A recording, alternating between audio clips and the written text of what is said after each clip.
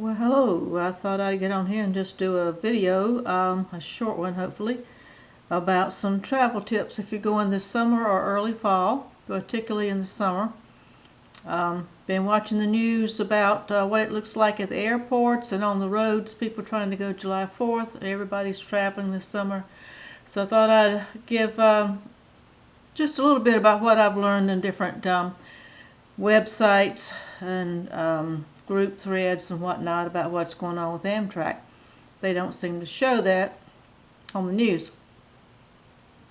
First thing is, and I will say that Amtrak is my favorite way of traveling, or any kind of train, but here in the States of traveling. I will have to preface my statement with that, and then say if you haven't made plans already, I would consider not going this summer. Excuse me. By train. I'm just staying home. I'm staying home. I'm not going to be traveling probably until next year. If it dies down some, I'll go the fall. Everybody wants to get out. Everybody's been cooped up for a couple of years. But we want to have a nice leisurely trip. Now, if you're going on business or some reason that you have to go, then that's a different story. But I'm talking mainly right now to those who are going to want to have a leisurely vacation, and what they see in the videos and what they imagine it will be. And sometimes it is and sometimes it is not. So that's number one tip number one is consider waiting to go.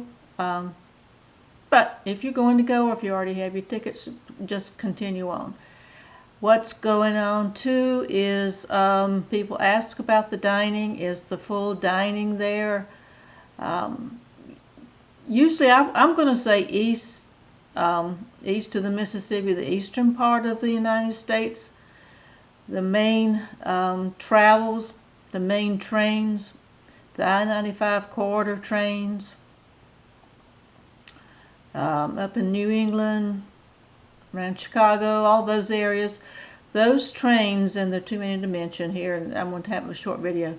Those trains do not have their full dining going. They still have their little box, from what I'm understanding. I call them little box lunches, box meals. I believe the dining cars are open. Check to see if the dining car is on your train. I would suggest that if you don't like that option, to again carry food, carry some snacks, carry some food to get you to where you're going. If you're going on the longer trains, which are usually from Chicago westward, my understanding is that they do have their full dining back running. If that is not the case, then somebody please comment in the comments section below. Second thing is trains being on time, being diverted, whatnot. Yes, that is happening. It's some is because of a lot of people traveling, and most of it is not Amtrak related, even though it does affect the trains. Number one is that Amtrak does not own these tracks. They have to share the tracks with the freight companies who do own the tracks, and with everything going on with the supply chain issues, they're trying to get things where they need to be as quickly as they can, which isn't fast enough for most of us. I understand that. But they do have the precedent and the priority for the tracks. Number two, keep in mind, is the weather. You might want to check the weather before you head out, before you make your plans, what the projected weather would be. I thought about going, actually riding, I'm in North Carolina. I always take the Cary, North Carolina station out of, leave from there and go take the overnight train to Tampa, Florida.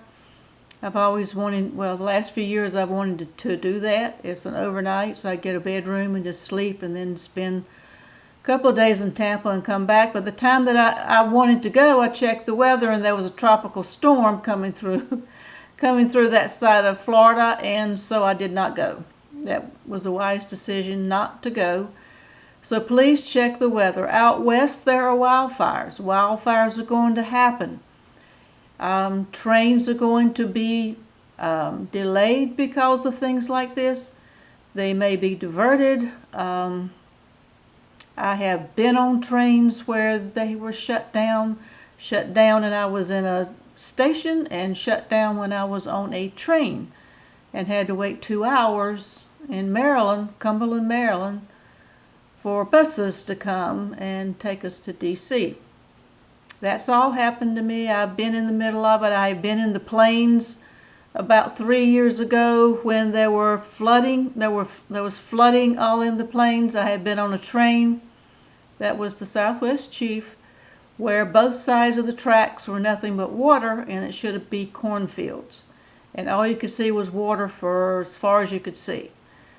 So yes, those things happen that we're probably not used to if we're from another part of the country. So just be mindful. Be mindful. There are wildfires out west. There's some flooding in Colorado has already happened this spring. Hurricane season is among us on the East Coast, and some storms as I speak, which is July 4th, they're up in the Midwest right now. Just keep all this in mind. That have patience. If your train is late, it's going to come. How many airlines have been delayed or canceled? I know I saw on the news, again this is July 4th, 2022 when I do this, I think there were 1,200 today. Flights that were either delayed or canceled, I think they said 1,200. So, and the highways aren't much better. So just keep that in mind. Patience goes a long way. Also keep in mind, the good part about this is that Amtrak will get you there. Airlines will not, and your car will not. There, my picture just went out. And your car will not.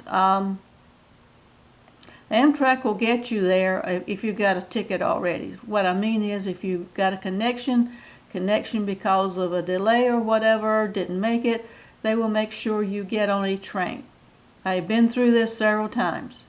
They will make sure you will get on a train. They won't just leave you hanging. Okay.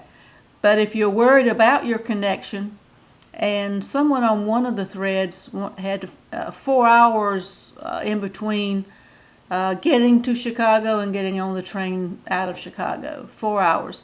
I say 2 is my comfort level. Usually the trains run pretty well going into Chicago. Haven't had much problems with that. I have had problems leaving Chicago, but not getting into Chicago. That was weather related. But keep that in mind. If you don't have it a few hours in between, you might want to consider sleeping over, laying over a night to make sure that you're going to not miss your train. Okay? That's another thing.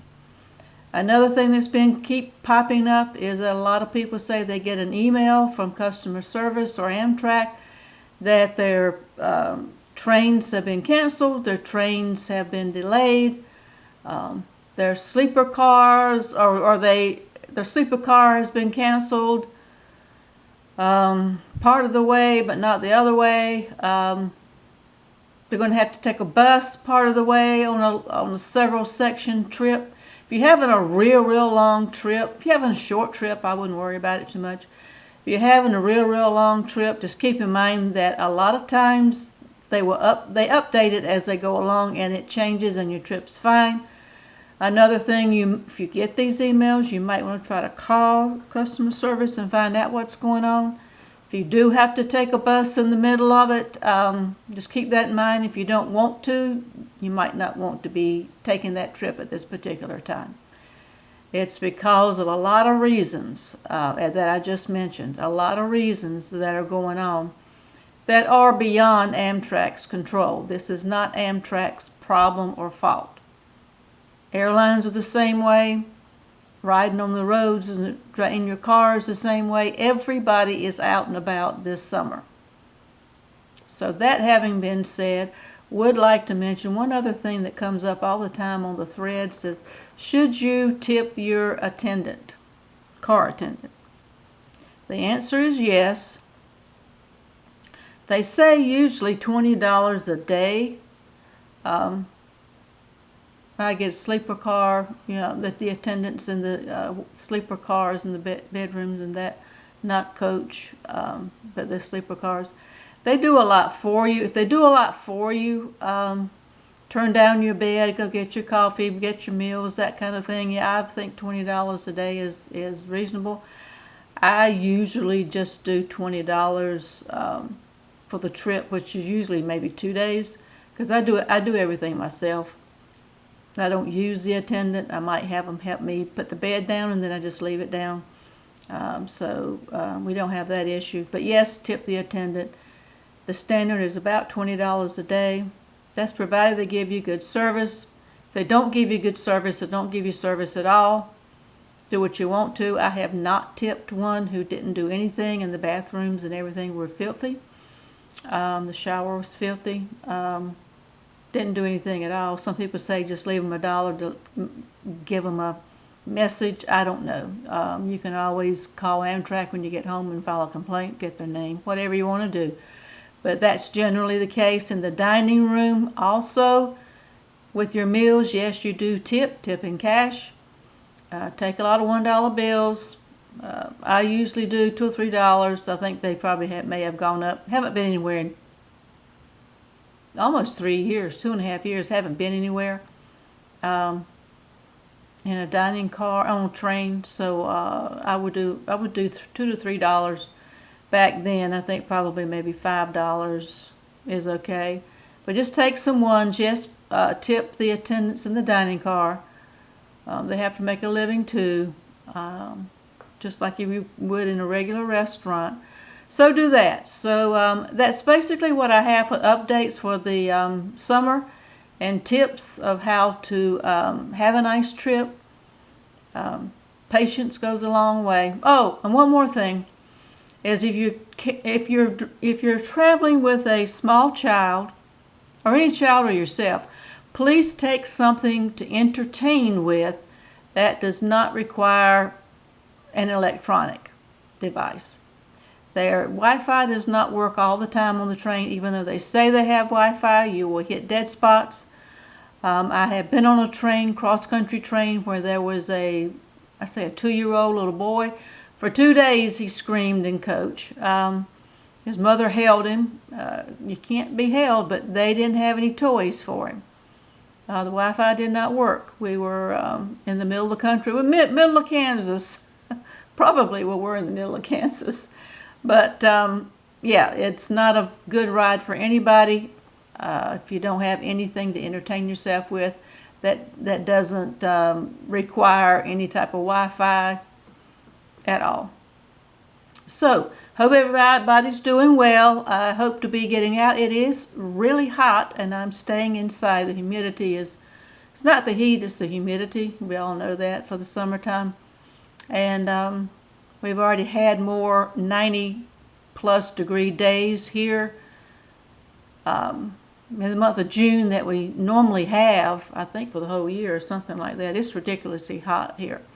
So I'm staying in. I will be getting back out later, so I thought I would just do a little tip review for you. If you have any comments, questions, ideas, whatever, comment below. Keep it non-political. I will delete those if it is political. I'm trying to keep this just as informative as I can. Like, share, subscribe if you would like to. And until next time, stay safe.